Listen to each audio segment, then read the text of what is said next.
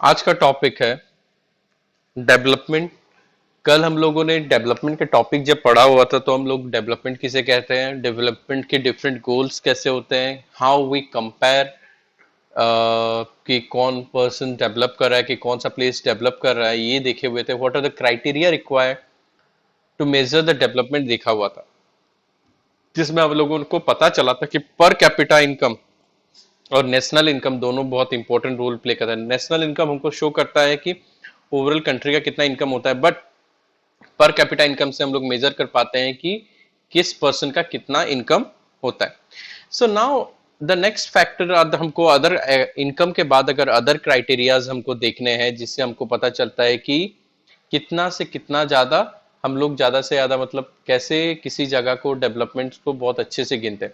तो according to the, जैसे कि आपको बताया था यूएनडीपी जो ह्यूमन डेवलपमेंट रिपोर्ट के हिसाब से होता है, ह्यूमन इंडेक्स होता है, उसके हिसाब से income is one of the fact, that is true, income is one of the fact, but other fact क्या है? अदर फैक्ट भी बहुत सारे हैं। अदर फैक्ट्स इंक्लूडिंग ये है कि एक तो इनकम है, दूसरा है हेल्थ, एजुकेशन। इनकम पहला पार्ट है क्योंकि इनकम जरूरी है, बिना इनकम के हमारा काम नहीं हो सकता। But apart from the income the second part is health and education. देखो हेल्थ क्यों जरूरी है? अगर एक पर्सन का हेल्थ अगर ठीक नहीं है तो वो काम नहीं कर सकता। सो इट्स अ इम्पॉर्टेंट कि we should check it out कि वहां मतलब जिस कंट्री में आप हो या जिस जगह में वहां पे हो, वहां पे health issues shouldn't be there. If the peoples are having health issues, अगर ज्यादा हेल्थ इश्यूज हैं तो ऑटोमेटिकली बात है कि वहां पे डेवलपमेंट इफेक्ट काम हो जाएगा। क्योंकि जेन्युइन बात है कि किसी भी जगह में अगर कंट्री में लोग अगर ज्यादा से ज्यादा बीमार होंगे या उनका health quality is not at all good, तो वो काम नहीं कर पाएंगे, और काम नहीं कर पाए तो कंट्री का इनकम नहीं बढ़ने वाला। और उसी तरह हेल्थ के साथ दूसरा लिंक करता है एजुकेशन, जिसको हम लोग लिटरेसी रेट देखते हैं। अब लिटरेसी रेट जब बात करते हैं तो लिटरेसी रेट में एक चीज फोकस किया था, education is compulsory and important. Education बहुत इंपॉर्टेंट है, without education we can't do anything. क्योंकि एजुकेशन के बिना हम लोग कुछ नहीं कर सकते। If you are not able, मतलब अगर हम लोग किसी जगह में देखते हैं कि किसी को एजुकेटेड नहीं है, मतलब कोई पर्सन एजुकेटेड नहीं है या किसी जगह में एजुकेशन लेवल लो है या फिर लिटरेसी रेट लो है, तो वहां पे सबसे ज्यादा ट्रबल क्या होगा? अगर लोग पढ़े लिखे नहीं होंगे देन देयर जो गोल्स होगा वो ऊपर नहीं हो सकते, पहली बात। दूसरा हुआ कि उसके साथ अगर उनके गोल्स फिर भी ऊपर हैं, तब भी उनको स्टेबिलिटीज के लिए क्या चाहिए? नॉलेज गेन करना चाहिए। क्योंकि अगर अनपढ़ है तो मोस्टली वो क्या हो जाते हैं, उनका सोच क्या हो जाए? बैकवर्ड में रहेगा। तो बैकवर्ड सोच में रहे तो they won't be able to provide the proper health issues, proper health facilities, या फिर प्रॉपर इनकम उनका नहीं हो पाता है। Majority of the peoples who are, मतलब अगर किसी जगह में देखते हैं एजुकेशन के हिसाब से वो बैकवर्ड है, उनके पास नॉलेज नहीं है, तो वो लोग कुछ नहीं कर पाते। तो ये सारे कंपलसरी होते हैं कि किसी भी जगह का, किसी भी कंट्री या किसी भी प्लेस का अगर डेवलपमेंट देखना है, तीन मेजर फैक्टर देखा जाता है, इनकम, हेल्थ, लिटरेसी रेट और एजुकेशन। ये तीनों फैक्ट देखा जाता है। हेल्थ में आता है मोर्टेलिटी रेट भी देखा जाता है। हेल्थ में क्या होता है? मोर्टेलिटी, मतलब उस जगह में कितने लोग मर रहे हैं वो देखा जाता है। और स्पेशली अगर देखा जाता है तो मोर्टेलिटी रेट में दो टाइप के आता है। एक होता है infant mortality rate. Infant mortality rate बोलने से कुछ ऐसे जगह है जहां पे बिना हेल्थ फैसिलिटी की वजह से या प्रॉपर हेल्थ फैसिलिटी नहीं होने की वजह से वहां पे बच्चे 1 साल से होने से पहले ही मर जाते हैं। इसको हम लोग बोलते हैं इन्फेंट मोर्टेलिटी रेट। मतलब 1000 अगर पूछा जाए कि what is the infant mortality और रेट ऑफ योर प्लेस, तो 1000 बच्चे में कितने बच्चे मरे हैं पैदा होने के टाइम में या फिर 1 साल के अंदर, तो उनको हम लोग बोलते हैं इन्फेंट मोर्टेलिटी रेट। अगर आप लोग को जानना ना इन्फेंट मोर्टेलिटी रेट का असर कैसा था, तो आपको एक ट्राइब्स के बारे में बताओ। अफ्रीका के एक ट्राइब्स है जो अपने बच्चों को 2 साल होने तक नाम देता है। आप हमारे यहाँ पे तो बच्चा पैदा होने से पहले उसका नाम रख दिए रहते हैं। लड़का हुआ तो चुन्नू, लड़की हुई तो चुन्नी बोल के नाम दे दिए। But at the same time Africa का एक ट्राइब्स है जो अपने बच्चों का नाम 2 साल तक नहीं रखता। क्योंकि वो लोग देखते थे कि जब ये आज का नहीं है, बहुत पुराने टाइम का, वो लोग नहीं रखते थे। क्यों? क्योंकि वो लोग देखते थे कि ये जो बच्चे पैदा होते हैं ना, ये बच्चे पैदा होते हैं, अगर जितने बच्चे पैदा उनमें से एक आध कोई बच पाता है, तो 2 साल के अंदर बच्चे मर जाते थे, तो वो लोग जानबूझ के नाम ही नहीं देते थे कि भाई एक नाम दे दिए, फिर वो अटैचमेंट वाला फीलिंग्स रह जाता है। तो ये चीज था कि एक एग्जांपल बता रहा हूँ, क्योंकि अगर बच्चे नहीं बच पाते तो उसका मतलब रीजन क्या था? हेल्थ इश्यूज था, प्रॉपर मेडिकल फैसिलिटी, हॉस्पिटलाइजेशन, ये सारा नहीं मिल पा रहा था। दैट्स द रीजन कि उनका इन्फेंट मोर्टेलिटी रेट, मतलब ज्यादा से ज्यादा बच्चे मरते हैं। एंड उसमें एजुकेशन का भी रोल प्ले करता है। बोलोगे सर बच्चे पैदा होने में एजुकेशन का क्या रोल है? बहुत बड़ा रोल है। वो क्या होता था, बहुत लोग अंधविश्वास में रहते थे, उनके बच्चे होने के टाइम में बहुत टूना टोटका, जादू टोना, उसके ऊपर फोकस करते थे। कुछ हुआ नहीं, ये होगा वो होगा, ठीक हो जाएगा, but they don't focus rather than on medical facility. और मेडिकल फैसिलिटी उनके पास था भी नहीं, जिसकी वजह से पहले टाइम में जब मेडिकल फैसिलिटी नहीं था तो लोग बहुत ज्यादा मरते थे। आजकल मेडिकल फैसिलिटी अवेलेबल है, इसी वजह से आज के डेट में मोर्टेलिटी रेट घट गया है। आज के डेट में पैदा ज्यादा हो रहे हैं, मर कम रहे, डेथ रेट घट चुका है, बर्थ रेट बढ़ चुका है। इन एंड सबसे बढ़िया चीज है, मोर्टेलिटी रेट आज के डेट में घट चुका है। आप पहले के टाइम में था कि लोगों का मोर्टेलिटी रेट बढ़ चुका था। एक एवरेज इंसान का एज स्लैब होता था, लोग 40 साल के आसपास मर गए तो बोलते थे अरे बहुत जी लिया। आज के डेट में अगर 70 में भी मरता है ना, अरे भरी जवानी में मर गया बोल के डायरेक्टली बोलते हैं। 70 में भी मरा तो भी भरी जवानी में मरा है बोल के बोला जाता है। तो दैट्स अ डिफरेंस कि जैसे जैसे आपका हेल्थ फैसिलिटी बढ़ते जाएगा, जैसे जैसे हेल्थ केयर फैसिलिटी बढ़ेगा तो मोर्टेलिटी रेट घटते जाएगा। और हेल्थ फैसिलिटी बढ़ाने के लिए एजुकेशन इज मस्ट, एजुकेशन बहुत जरूरी होता है। तो किसी भी कंट्री का डेवलपमेंट के लिए ये सारा इंपॉर्टेंट। आप बोलेंगे सर हेल्थ केयर से कंट्री का डेवलपमेंट कैसे हो रहा है? देखो, हेल्थ केयर से कंट्री का डेवलपमेंट होने का रीजन ये है, एक कंट्री है जहाँ पे पीपल उसके हैं। अब अपने कंट्री में देखते हैं कैसे किस टाइप के हैं, कुछ यंगस्टर हैं, कुछ बुढ़े हैं, कुछ बच्चे। बुढ़े और बच्चों को हेल्थ केयर ज्यादा से ज्यादा चाहिए। जो है वर्किंग ग्रुप्स हैं वो ज्यादातर पैसा कमाते हैं। अब इमेजिन कर लो कि अगर वहां पे प्रॉपर हेल्थ केयर सिस्टम नहीं होगा, लोग मरते जा रहे हैं, उनको प्रॉपर उनकी ग्रोथ नहीं हो पा रही है, न्यूट्रिशन नहीं मिल पा रहा है, तो काम कर पाएंगे? Obviously not. जब आपका तबीयत खराब होता है तो आप क्या करते हो? रेस्ट करने की कोशिश करते हो, कुछ नहीं करते हो। तो उसी तरह सोच लो कि अगर किसी का तबीयत खराब रहेगा, बीमार रहेंगे, तो वो लोग काम कहाँ से करेंगे? काम नहीं करेंगे तो इनकम कहाँ से आएगा? इनकम अगर नहीं आया तो इकोनॉमी हिलेगी। टेक द करेंट सिनारियो, आज के टाइम में लॉकडाउन जब चल रहा है तो बहुत सारे लोग हैं जिनके पास काम नहीं है, तो गवर्नमेंट क्या करी? उनको खाना वाना दे रही है बोल के। अभी अब इमेजिन कर लो ये नॉर्मल सिचुएशन होता तो गवर्नमेंट क्या इतने लोगों को प्रोवाइड करती? नहीं प्रोवाइड करती। एनजीओ इतने प्रोवाइड करते? नहीं करते।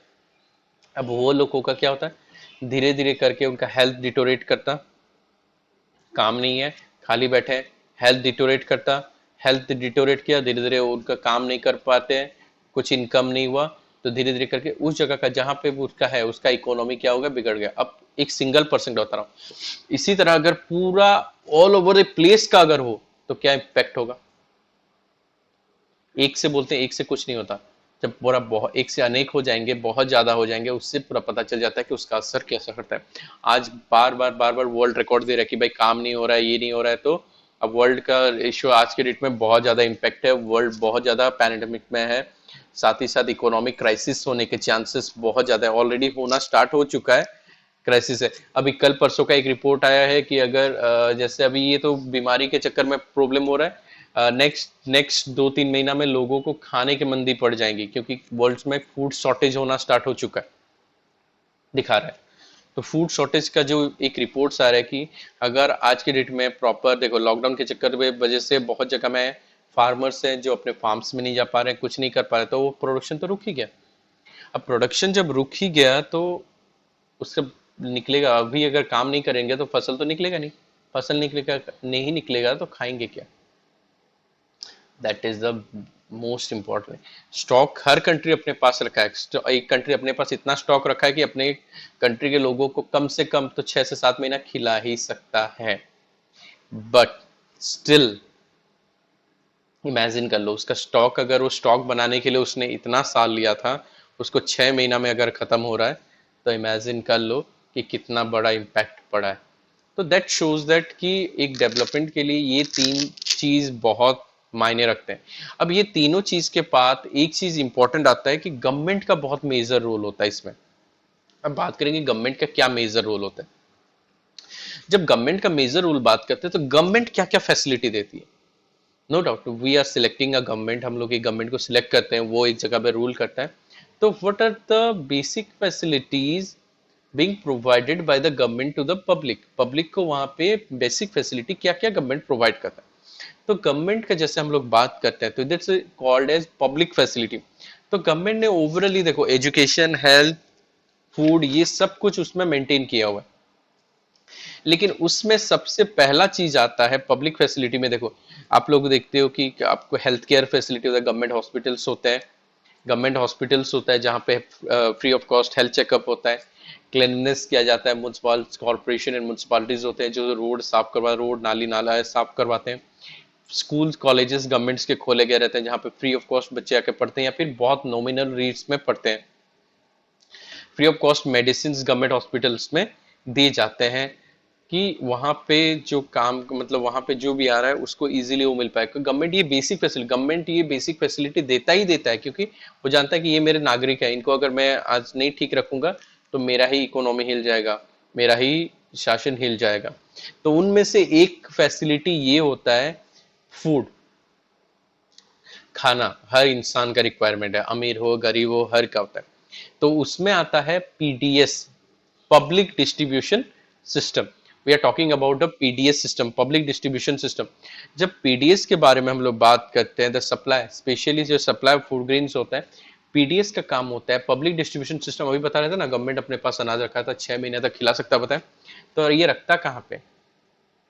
एफसीआई अपने द्वारा करके गोडाउन्स में। आपको लास्ट ईयर भी हमने बताया था, एफसीआई के बारे में बताया था, फूड कॉर्पोरेशन ऑफ इंडिया के बारे में बताया था। Food corporation of India used to store the grains, वो अपने पास ग्रेन स्टोर करता है। ये जो ग्रेन स्टोर करता है ये जब रिक्वायरमेंट टाइप होता है, जब कहीं पे नेचुरल कलामिटीज आया, कहीं पे कुछ प्रॉब्लम होता है, उस टाइम पहुंचाता है। अपार्ट फ्रॉम दिस इंडिया में जो पीडीएस है इसका काम ये भी होता है फूड सिक्योरिटी मेंटेन करना, इंडिया के लोग भूखे ना रहे। इंडिया के लोग भूखे कैसे नहीं रहेंगे? तो जो राशन कार्ड बनता है, राशन कार्ड के अंडर में उन्होंने दे दिया कि इंडिया में जो मैक्सिमम पीपल जो गरीबी रेखा के नीचे हैं, जो मतलब अनाज खरीद नहीं पाते हैं या उनका इनकम उतना नहीं है, तो वो लोग वो सब चीज मतलब उसका बेनिफिट्स उठा पाए। अब उसका क्या होता है कि अगर हम लोग बात करते हैं पीडीएस में, गवर्नमेंट क्या करता है, जिस जगह में जो चीज जो खाता है, अब कहीं जगह में चावल खाया जाता है तो किसी जगह में गेहूं। अब जैसा होता है, एग्जाम्पल बताओ, गवर्नमेंट क्या करता है वहां पे एक सब्सिडाइज रेट में उनको सामान प्रोवाइड करवाता है। सब्सिडाइज रेट में सामान प्रोवाइड करता है, उसका मतलब क्या है? सब्सिडाइज रेट में सामान प्रोवाइड करने का मतलब क्या है, कोई बता सकता है? सब्सिडाइज रेट में सामान प्रोवाइड करने का मतलब होता है गवर्नमेंट क्या करता है, उनको चावल हो गया, गेहूं हो गया, 1 रुपया 2 रुपया के किलो के भाव में देता है। अब for example I am giving you an example of state of Orissa. Orissa में है पर पर्सन में, उड़ीसा में पीडीएस में जिनके पास राशन कार्ड है उनको मिलता है, अगर एक फैमिली को मिला है, उस फैमिली में जितने पर्सन है पर पर्सन के हिसाब से चावल वो देता है 5 किलो एक महीने का, सॉरी 15 किलो, एक महीने का 15 किलो चावल उनको मिलता है। जस्ट इमेजिन, और 15 किलो चावल उनको हर 1 किलो 1 रुपया में, मतलब वो 15 किलो जो चावल लेके जाते हैं एक पर्सन का, वो 15 रुपया दे के जाते हैं। इज इट पॉसिबल समहाउ कि 1 रुपया किलो में चावल उगाया जा सके, प्रोडक्शन किया जा सकता है? कोई भी फार्मर्स बोलेगा कि ऑब्वियसली नॉट, 1 रुपया में तो प्रोडक्शन हो ही नहीं सकता, क्योंकि उसको प्रोडक्शन जा, तो वो चावल का मार्केट प्राइस कम से कम 30 रुपया होता है। गवर्नमेंट उसको क्या किया है, सब्सिडाइज करता है। 29 रुपीज गवर्नमेंट अपने अकाउंट से देता है, 1 रुपया वो खुद लाके देता है, तब जाकर उसको मिलता है 1 किलो के हिसाब से। उसी तरह कहाँ कहाँ अलग अलग स्टेट्स में, लाइक आप लोग झारखंड चले जाओगे, पंजाब हरियाणा में चले जाओगे, तो यहाँ पे क्या होता है, यहाँ पे लोग गेहूं खाते हैं, तो यहाँ पे गेहूं को 1-1 रुपया के हिसाब से दिया जाता है, 1 या 2 रुपया के हिसाब से दिया जाता है, सब्सिडाइज कर दिया जाता है। कहीं कहीं चावल दाल के साथ, गेहूं के साथ दाल दिया जाता है, ऑयल्स दिया जाता है, नमक दिया जाता है। तो different different places have different different quality, different different places में डिफरेंट डिफरेंट क्वालिटीज से डिफरेंट डिफरेंट बेनिफिट्स दिए गए थे। ये होता है पीडीएस का बेनिफिट, जो उन कॉमन पीपल को पहुंचा सके बेसिक रिक्वायरमेंट जो कि उनका न्यूट्रिशन है। अपार्ट फ्रॉम इस, खाली उतने टाइम में नहीं जब उनकी रिक्वायरमेंट नहीं होती है, नहीं होती इन द सेंस, सॉरी, जब कंट्री की रिक्वायरमेंट बहुत ज़्यादा होती है, जैसे ऐसे ही एपिडेमिक्स के टाइम में, फ्लड, साइक्लोन, तो उस टाइम में उन जगहों पे फ्री ऑफ कॉस्ट वो खाना पहुंचाने का काम भी पीडीएस का ही होता है, पब्लिक डिस्ट्रीब्यूशन सिस्टम। अगर बात करें पब्लिक डिस्ट्रीब्यूशन सिस्टम, तो पब्लिक डिस्ट्रीब्यूशन सिस्टम का हमको असर बहुत अलग अलग टाइप का देखने को मिलता है। स्पेशली अगर बात करें तो स्टेट लाइक तमिलनाडु, जहां पे पीडीएस सिस्टम को उन्होंने बहुत ज्यादा अच्छे से सिस्टमेटिक कर दिया है, क्योंकि वहां पे हर किसी को सिस्टमेटिकली वो खाना या अनाज मिल पाए। अगर उनको नहीं मिल पाता है then it's a lot of trouble for them. Where कुछ जगह में ऐसे जगह हैं, जैसे एग्जांपल ले लो झारखंड, जहाँ पे 8% ऑफ द रूरल एरिया, गांव के 8% लोगों को मिल पाता है, वेयर तमिलनाडु में 75% लोगों को मिल पाता है। डिफ्रेंशिएट दिख जाता है, ये 75 और 8% गांव के लोगों को मिल रहा है, तो फर्क दिख जा रहा है कि यहाँ पे उसका तमिलनाडु अपना पीडीएस सिस्टम को बहुत ज्यादा स्ट्रॉन्ग किया हुआ है। सेकंड आता है body mass index, BMI. BMI के बारे में ज्यादा नहीं जानना है, लेकिन फिर भी इतना जान लो, body mass index is related to your nutrition और आपका बॉडी वेट। मतलब आपका न्यूट्रिशन आपको प्रॉपर इंटरनेशनल स्टैंडर्ड के हिसाब से डिटरमाइन करता है कि एक एडल्ट पर्सन प्रॉपर न्यूट्रिशन मिल रहा है कि नहीं। फॉर एग्जाम्पल, आपके बॉडी में एक न्यूट्रिशन बोलता है कि आपको हर दिन कम से कम 1200 कैलोरी खाना मिलना चाहिए। टेक एन एग्जाम्पल, 1200 कैलोरी मिलना चाहिए, लेकिन आपको वहां पे 600 कैलोरी मिल रहा है। मतलब 1200 कैलोरी के लिए आपको सोच लो कि 300 ग्राम चावल खाने पड़ेंगे फॉर एग्जाम्पल, लेकिन आपको हर दिन 100 ग्राम चावल मिल रहा है खाने को। So check it out what's the trouble is, means you are under nourish, मतलब आपको न्यूट्रिशमेंट नहीं मिल रहा है, आपको न्यूट्रिएंट्स नहीं मिल रहा है। किसी किसी का होता है जो ज्यादा न्यूट्रिशमेंट पाते हैं, मोटे हो जाते हैं, जैसे हम लोग हैं थोड़ा ज्यादा मोटे हो गए हैं, तो हम लोग क्या हो गए, हम लोग बोलेंगे कि भाई हमारे पास ज्यादा न्यूट्रिशन आ चुका है, कि हम लोग थोड़ा ज्यादा कंज्यूम करें। तो कंपैरेटिवली ये होता है कि अंडर, जोक्स अपार्ट, ये जोक था, बट न्यूट्रिशन का बात होता है कि एक प्रॉपर इंसान को हर दिन के लिए town,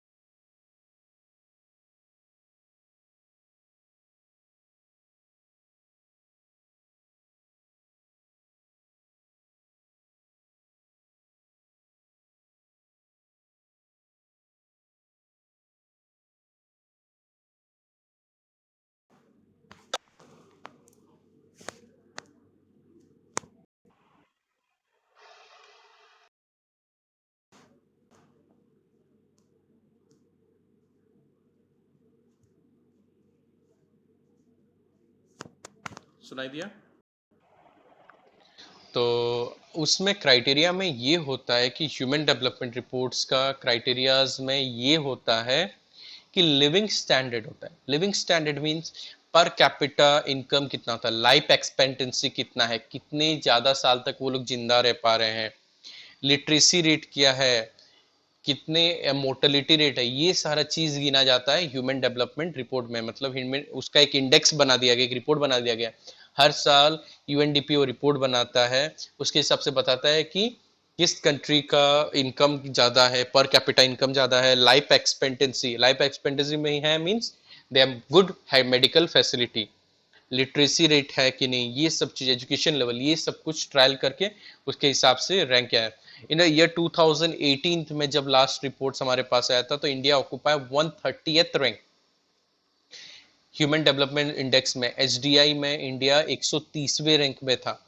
consider public health, education, poverty level, inequality, environment, ये सब कुछ उसमें इंक्लूड होता है।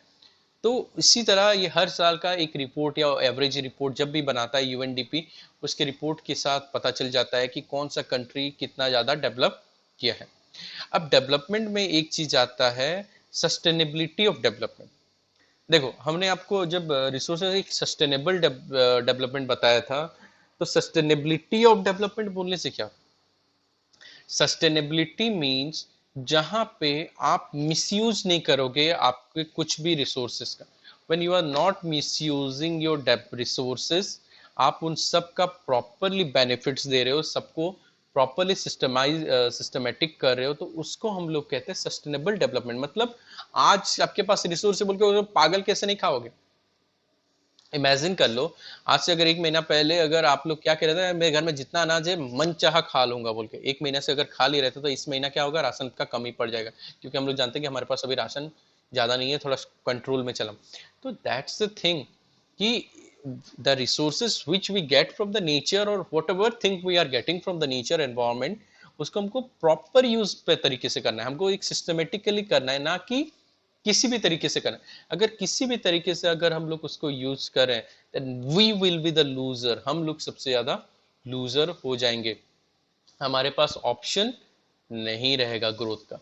तो sustainable development means where use the sustainable development का बताता है कि मतलब आप अपने आज के present requirement, you will fulfil your present requirement, but at the same time you will be cautious about your future generation needs, means you won't compromise with the future means the sustainable development means fulfilling the present day demand without compromising with future generations need।